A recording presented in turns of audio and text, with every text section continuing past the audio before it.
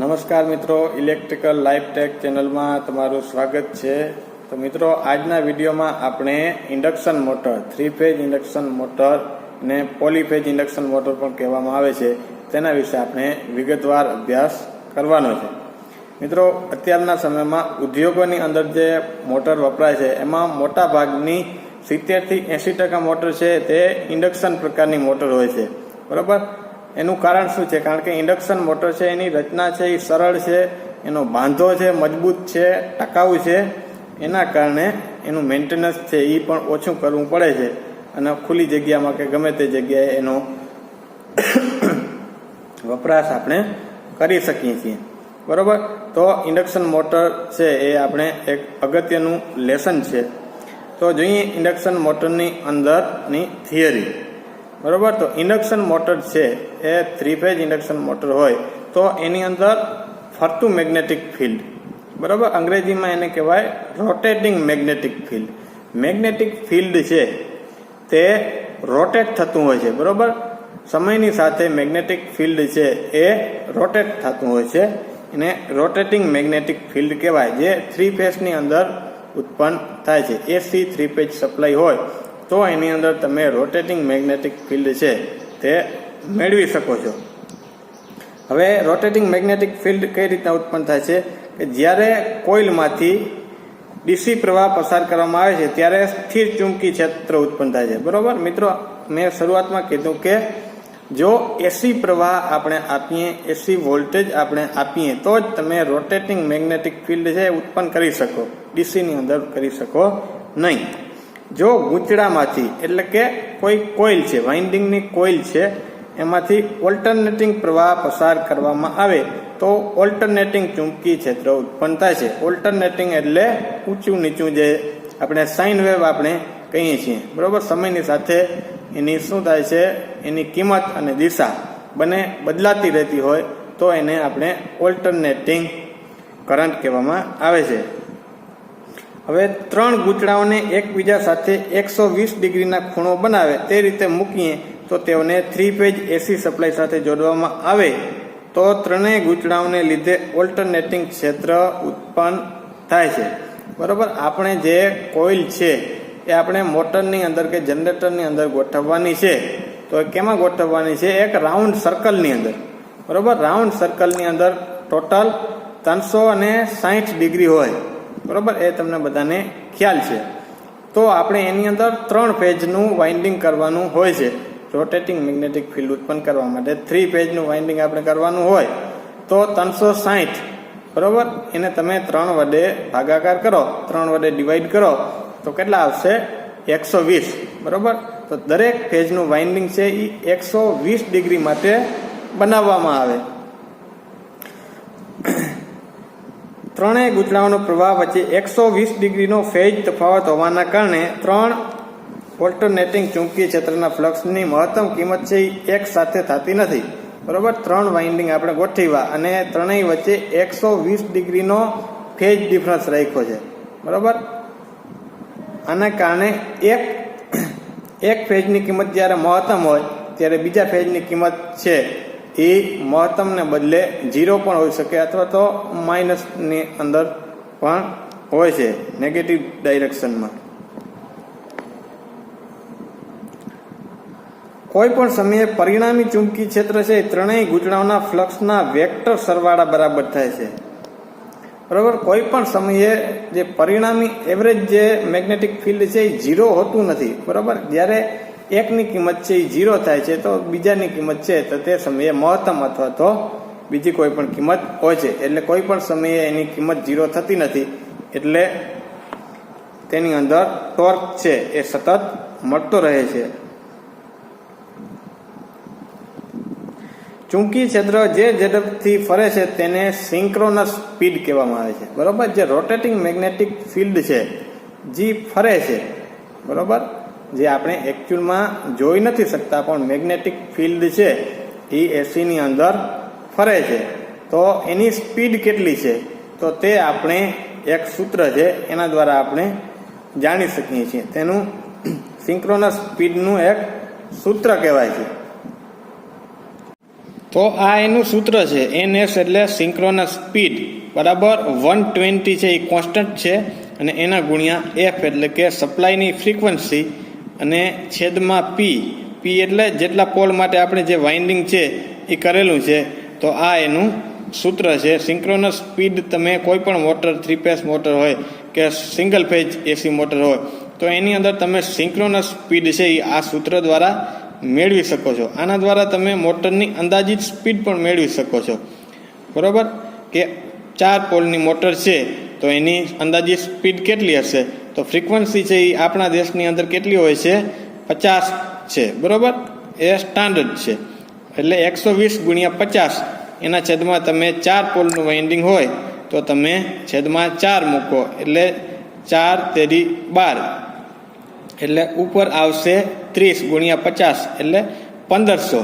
બરાબર, તો 4 પોલ માટેની સિંક્રોનસ સ્પીડ જો 1500 થતી હોય તો મિત્રો એકચ્યુઅલ સ્પીડ છે એ આપણે હંમેશા કેટલી હોય છે? સિંક્રોનસ સ્પીડ કરતાં ઓછી હોય છે. એટલે 1500થી ઓછી, એટલે તમે સ્લીપ કાઢી નાખો એટલે સમથિંગ 1300થી 1400ની આસપાસ એની હોય છે સ્પીડ. હવે આપણે જોઈએ 3 ફેઝ ઇન્ડક્શન મોટરના પ્રકારો. બરાબર, અલગ અલગ એના પ્રકાર છે. મુખ્ય 3 ફેઝ ઇન્ડક્શનના 2 પ્રકાર છે. એક તો સ્ક્વિરલ કેજ ઇન્ડક્શન મોટર. બરાબર, સ્ક્વિરલ કેજ, સ્ક્વિરલ એટલે ખિસકોલી અને કેજ એટલે પાંજરું, ખિસકોલીના પાંજરા જેવું. બરાબર, અને બીજું છે સ્લીપ રિંગ ઇન્ડક્શન મોટર. તો એના નામ ઉપરથી એના જે પાર્ટ્સ છે એના ઉપરથી એના નામ પડ્યા છે કે સ્લીપ રિંગ છે તો એની અંદર સ્લીપ રિંગનો ઉપયોગ કરવામાં આવે છે. બરાબર, સ્લીપ રિંગ કેવી છે તે આપણે આગળ જોઈએ. સ્ક્વિરલ કેજ છે એને સ્લીપ રિંગ વચ્ચે શું તફાવત છે તે આપણે આગળ જોઈએ. પછી આપણે જોઈએ કે જે ઇન્ડક્શન મોટર છે એના પાર્ટ્સ કયા કયા છે. બરાબર, એના મુખ્ય ભાગ કયા કયા છે? તો મુખ્ય ભાગ છે મોટરના 2 ભાગ કહેવાય. એક તો સ્ટેટર. બરાબર, સ્ટેટર એટલે એક રીતે સ્ટેટર એટલે સ્થિર ભાગ. બરાબર, એને સ્ટેટર કહેવાય. અને રોટર, રોટર એટલે કે રોટેટિંગ થતો ભાગ. બરાબર, તો મોટરની અંદર 2 ભાગ છે મુખ્ય, સ્ટેટર અને રોટર. પછી સ્ટેટર છે એ શેનું બનેલું હોય છે? તો કે લોખંડની પ્લેટને વાળીને ગોળ ફ્રેમ બનાવવામાં આવે છે. તેમાં સ્ટીલના પાતળા લેમિનેશન ભેગા મૂકવામાં આવે છે અને સ્ટેટરની કોર બને છે. બરાબર, સ્ટીલના એકદમ થીન પાતળા પતરા હોય છે. સિલિકોન સ્ટીલના હોય છે. સારી કંપનીની મોટર હોય તો સિલિકોન સ્ટીલના હોય, અધરવાઇઝ બીજા મટીરિયલના પણ હોય છે. બરાબર, સસ્તી મોટર હોય તો એ પાતળા પતરા છે એને ઇન્સ્યુલેટિંગ કરી અને એનું એક ફોર્મર બનાવવામાં આવે. બરાબર, મોટું પછી પડ બનાવવામાં આવે. એ ગોળ વાળી અને મોટરની બોડીની અંદર વચમાં મૂકવામાં આવે છે અને એને સ્ટેટરની કોર કહેવામાં આવે છે. બરાબર, કોર એટલે મુખ્ય અંદરનો ભાગ છે. પછી સિલિકોનને લેમિનેટેડ કોર બનાવવાથી આયર્ન લોસ થી ઓછો થાય છે. બરાબર, સિલિકોન સ્ટીલના પતરા વાપરવાનો મિનિંગ શું છે કે આયર્ન લોસ ઓછો થાય. મોટર છે એ જેટલો પાવર ઇનપુટ લે એ પ્રમાણમાં એ આઉટપુટ કેટલું આપે છે તો એ એની એફિશિયન્સી કહેવાય. બરાબર, જો પાવર વધારે લઈએ અને કામ છે એ મોટર ઓછું આપે તો એનો લોસ મોટરના વધારે હોય છે. બરાબર, તો લોસ વધારે હોય તો આપણે શું થાય? મોટર છે એ વધારે પાવર કન્ઝપ્શન કરે તો એ આપણે એનું બિલ છે એ વધારે આવે અને આપણે લોસ થાય. તો સિલિકોન સ્ટીલ વાપરવાથી આયર્ન લોસ ઓછો આવે છે. કોઈ પણ ઇલેક્ટ્રિકલ ઇક્વિપમેન્ટ હોય એની અંદર કોર છે એ સિલિકોન સ્ટીલના બનાવવામાં આવે તો સૌથી બેસ્ટ રહે. સ્ટેટરના કોરમાં ખાંચા પાડી અને 3 ફેઝ વાઇન્ડિંગ મૂકવામાં આવે છે. બરાબર, કોર જે બનાવ્યું સિલિકોન સ્ટીલનું એની અંદર વચ્ચે ખાંચા પાડવામાં આવે છે અને એની અંદર આપણે વાઇન્ડિંગ છે એ પછી કરવાનું હોય છે. ખાંચા છે એને શું કહેવામાં આવે છે? ઇંગ્લિશમાં એને સ્લોટ કહેવામાં આવે છે. આ વાઇન્ડિંગ 3 ફેઝ માટે તથા પોલ માટે બાંધવામાં આવે છે. બરાબર, વાઇન્ડિંગ છે આપણે 3 ફેઝ મોટરની વાત કરીએ એટલે એની અંદર 3 ફેઝ માટે વાઇન્ડિંગ કરવાનું છે અને પોલ છે એ આપણી અનુકૂળતા પ્રમાણે, બરાબર. આપણી જે સ્પીડ છે એ આપણે હમણાં જોયું સિંક્રોનસ સ્પીડ છે એ કેના ઉપર ડિપેન્ડેબલ છે? ફ્રીક્વન્સી અને પોલ ઉપર. ફ્રીક્વન્સી આપણા દેશમાં કોન્સ્ટન્ટ છે 50 ફ્રીક્વન્સી, તો આપણી સ્પીડ છે એ ડિપેન્ડેબલ ઓન પોલ, બરાબર. પોલની તમે વધઘટ કરી અને તમે એની સ્પીડ છે એ મોટરની તમે ગોઠવી શકો છો. સામાન્ય રીતે વાઇન્ડિંગ છે એ સ્ટાર અથવા તો ડેલ્ટામાં કરવામાં આવે, બરાબર. આપણે 3 ફેઝ મોટર કે જનરેટર હોય કે ટ્રાન્સફોર્મર હોય તો એના કનેક્શન છે આપણે બે રીતના કરી શકીએ, એક તો સ્ટાર અથવા તો ડેલ્ટા.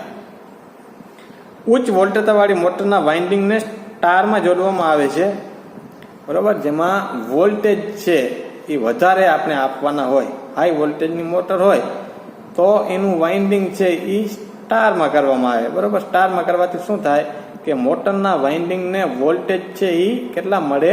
1/3 જેટલા મળે, એટલે 1/3 જેટલા વોલ્ટેજ મળે, એટલે વાઇન્ડિંગને ઓછા વોલ્ટેજ સહન કરવા પડે. વાઇન્ડિંગના છેડાઓ ટર્મિનલ બોક્સમાં લાવવામાં આવે છે, બરાબર. એક ટર્મિનલ બોક્સ છે. પછી બીજો ભાગ છે મુખ્ય ભાગ રોટર, બરાબર. તો ઇન્ડક્શન મોટરના બે પ્રકારના રોટર છે અને એ રોટરના કારણે એના મોટરના બે પ્રકાર પડ્યા છે, એક સ્ક્વિરલ કેજ અને બીજું સ્લીપ રિંગ. તો સ્ક્વિરલ કેજ રોટર છે એમાં શું હોય છે? તો સિલિકોન સ્ટીલના લેમિનેશનને શાફ્ટ ઉપર ભેગા કરીને મૂકવામાં આવે છે અને દરેક લેમિનેશન એકબીજાથી ઇન્સ્યુલેટેડ કરેલ છે. રોટરની કોરના ખાંચામાં તાંબાના સળિયા નાખવામાં આવે છે. આ સળિયાઓને બને છે તે તાંબાની રિંગથી શોર્ટ કરવામાં આવે છે, બરોબર. જરૂર નથી તાંબાનું હોય, ઘણી વખત વધારે પડતી જગ્યાએ રોટર છે એના જે સળિયા છે એ એલ્યુમિનિયમના પણ હોય છે, બરોબર, અને તાંબાના પણ હોય છે. અને જે શોર્ટ કરવામાં આવે છે રિંગ એ પણ એલ્યુમિનિયમ અથવા તો કોપરની હોઈ શકે છે. રોટરનો દેખાવ ખિસકોલીના પાંજરા જેવો હોવાથી તેને સ્ક્વિરલ કેજ રોટરથી ઓળખવામાં આવે છે, બરોબર. હવે આપણે સ્ટેટર અને રોટર છે એને આપણે જરા જોઈએ. તો આ જે મોટર છે એનો એક સાઈડ વ્યૂ આપણે બતાવવામાં આવેલ છે 3 ફેઝ ઇન્ડક્શન મોટરનો, બરોબર. આ જે છે એ મુખ્ય આપણે બોડી કહેવામાં આવે છે. ઉપર છે એ આઈ બોલ્ટ છે, જેના દ્વારા આપણે મોટર છે વજનવાળી હોય તો ઊંચકવા માટે એ આઈ બોલ્ટમાં આપણે હુક છે લગાવી ઊંચકી શકીએ.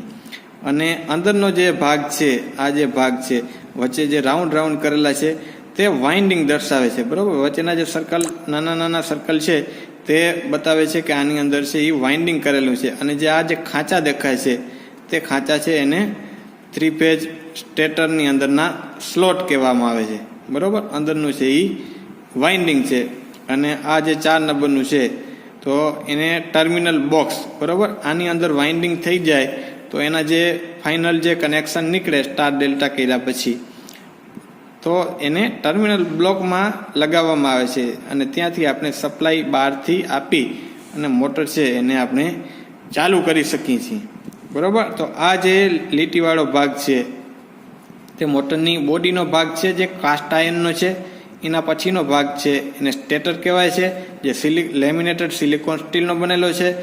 વચ્ચેનો ભાગ છે એ વાઇન્ડિંગની કોયલો છે. આમાં સિંગલ બતાવેલ છે, પણ એકચ્યુઅલમાં આની અંદર ઘણા બધા સંખ્યામાં વાયરો છે એ વીંટવામાં આવે છે, બરોબર. તો એ વાયરો છે એ સુપર એનેમલ કોપર વાઇન્ડિંગ વાયરનો આની અંદર ઉપયોગ કરવામાં આવે છે.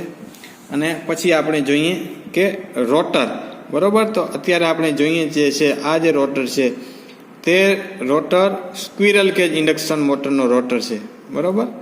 આની અંદર આ રોટરનો બહારનો વ્યૂ છે, બરોબર. આની અંદર તરફ ખાંચા કરી અને એની અંદર વાઇન્ડિંગના સળિયા, બરોબર, જાડા તાર છે, સળિયા છે, એલ્યુમિનિયમ અથવા તો કોપરના હોઈ શકે, એ ગોઠવી અને એની ઉપર પછી આખું છે એ બીબાનું ભરી દેવામાં આવે છે, બરોબર.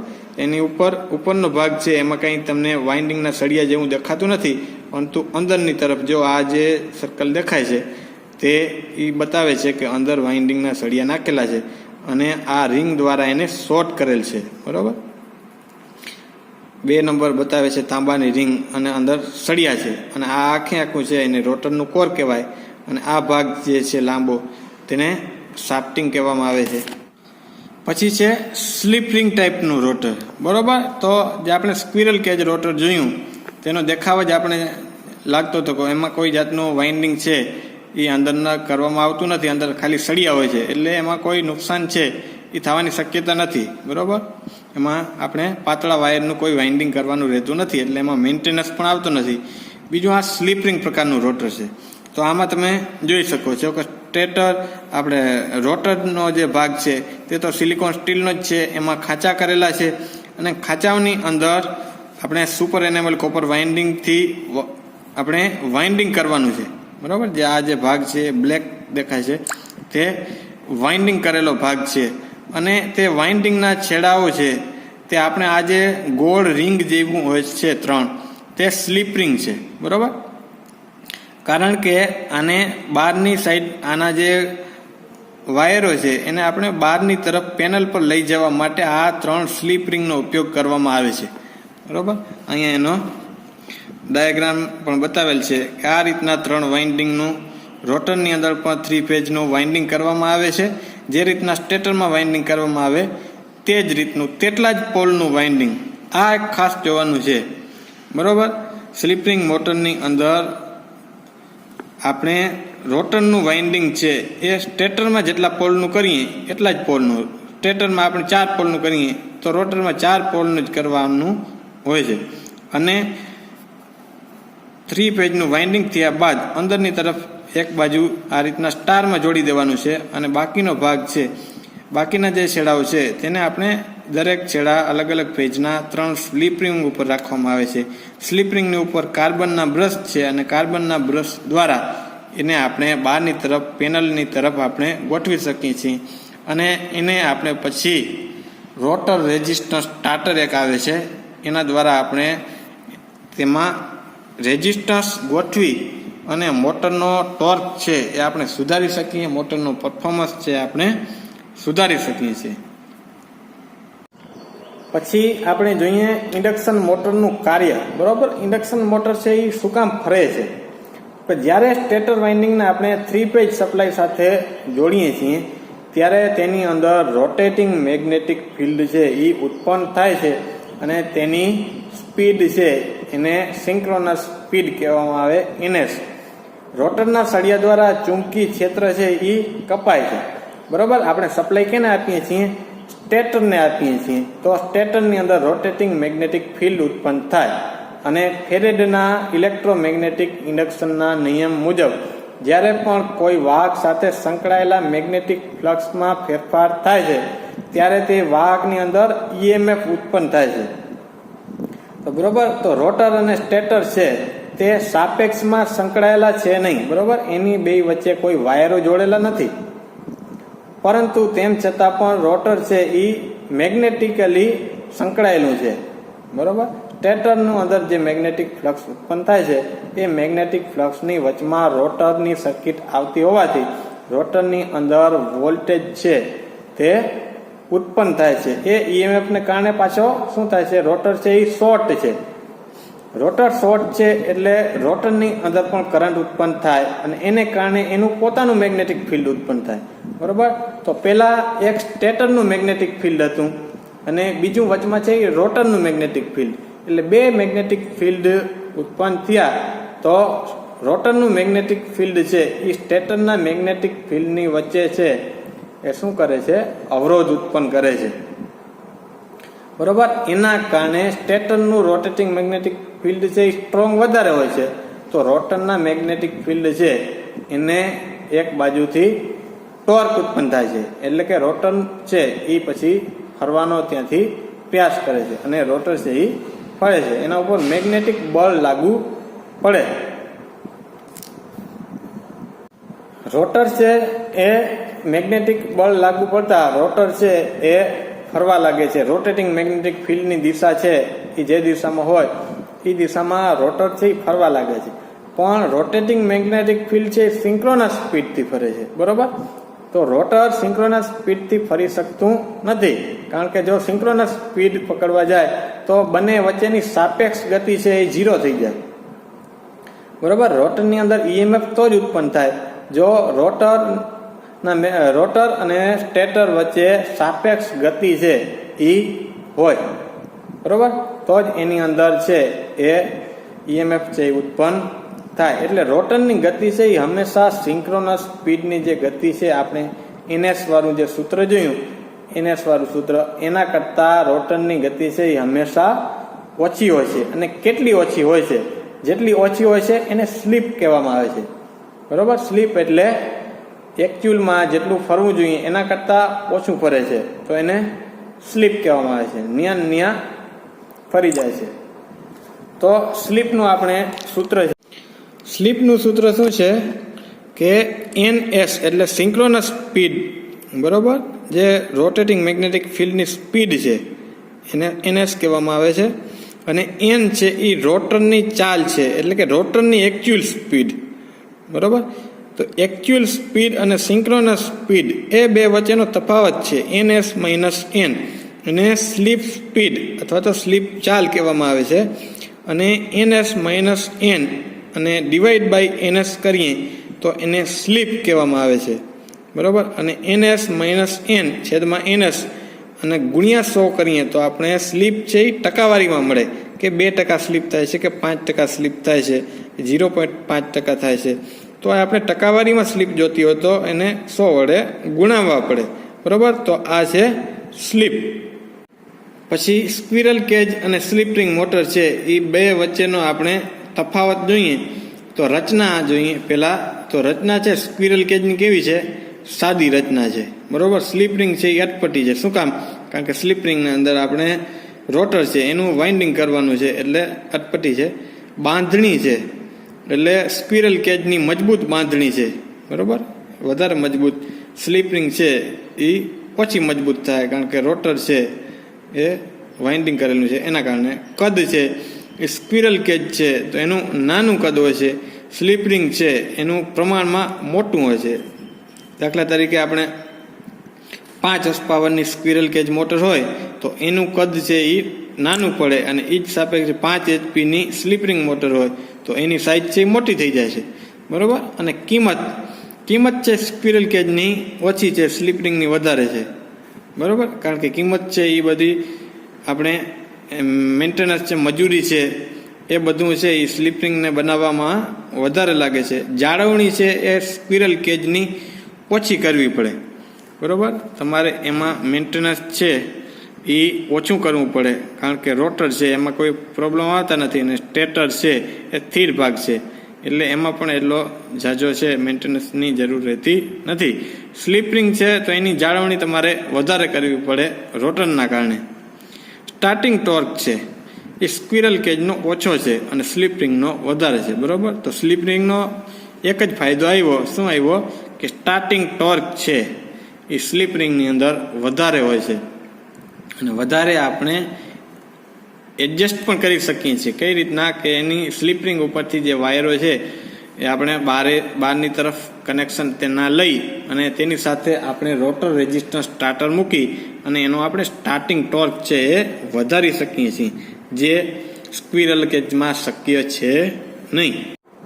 પછી મોટરનું આપણે વર્ગીકરણ કરીએ, એના પ્રકાર છે એ આપણે અલગ અલગ પાડીએ તો ફેઝ પ્રમાણે આપણે પ્રકાર પાડીએ તો 3 ફેઝ મોટર છે અને સિંગલ ફેઝ મોટર છે, એ રીતના પણ 2 પ્રકાર પડે છે. રોટરની રચના પ્રમાણે આપણે પહેલેથી જોઈ ગયા કે સ્ક્વિરલ કેજ અને સ્લીપ રિંગ.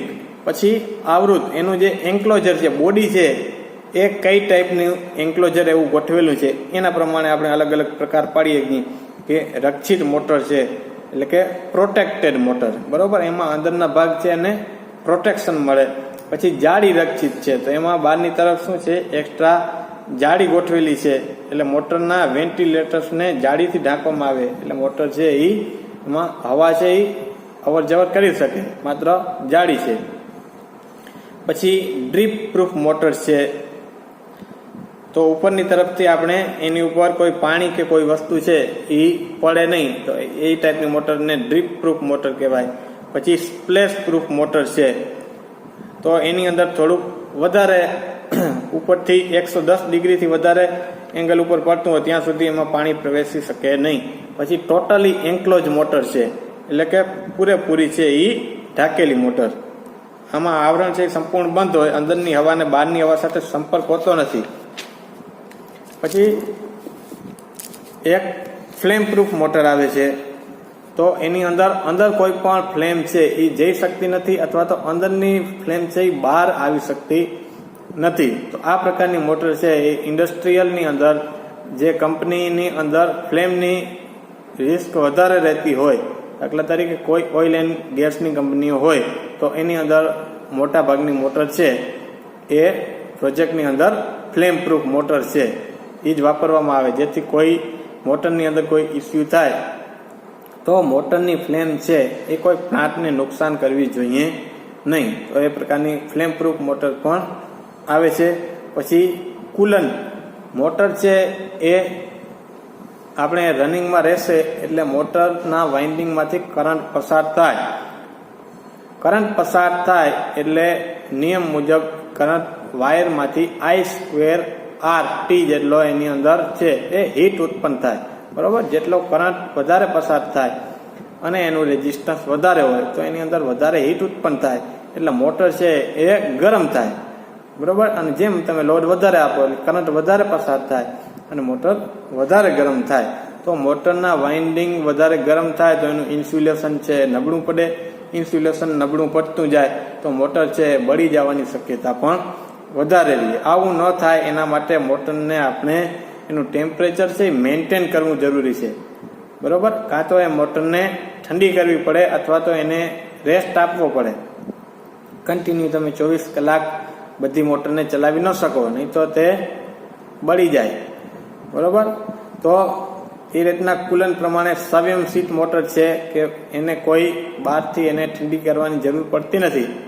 એ પોતે પોતાની રીતે એમાં ફેન ગોઠવેલો હોય અને સંયમશીતથી ઠંડી થાય.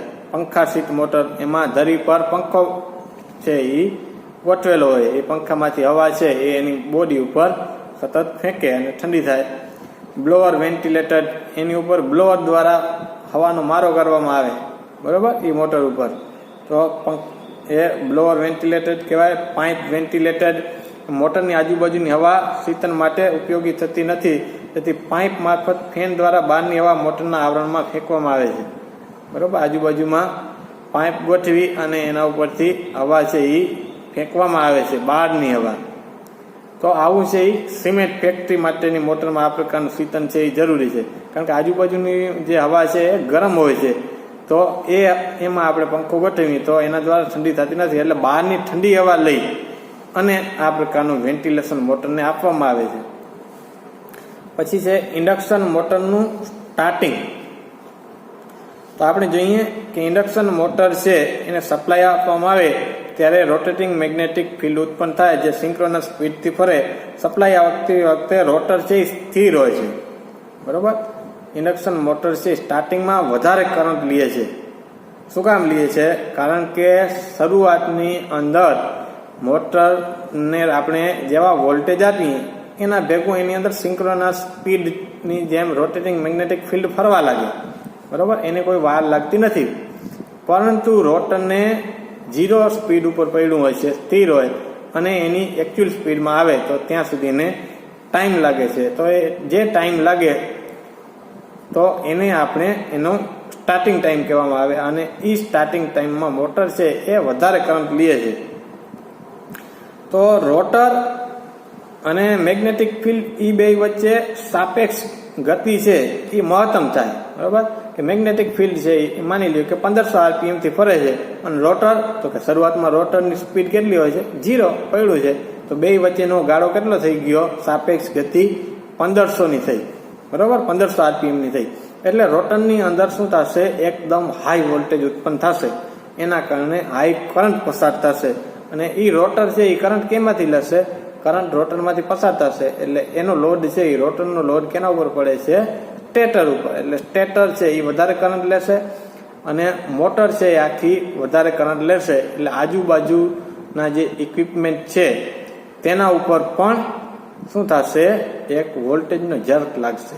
બરોબર, કોઈ પણ તમે મોટર છે એ ચાલુ કરો એટલે તમે જોશો કે આપણે પાસેના ફેન છે અથવા તો લાઇટ છે તો એમાં તમને થોડોક ઝબકારે જેવું થાય, એટલે કે એક વોલ્ટેજ થોડા સમય માટે ડાઉન થઈ અને પછી એની વધી જાય, તો એક ડિસ્ટર્બન્સ છે એ એમાં ઉત્પન્ન થાય છે. રોટરમાંથી વધારે વીજ પ્રવાહ પસાર થાય છે. કેટલો વધારે થાય છે કે 5 થી 7 ગણો.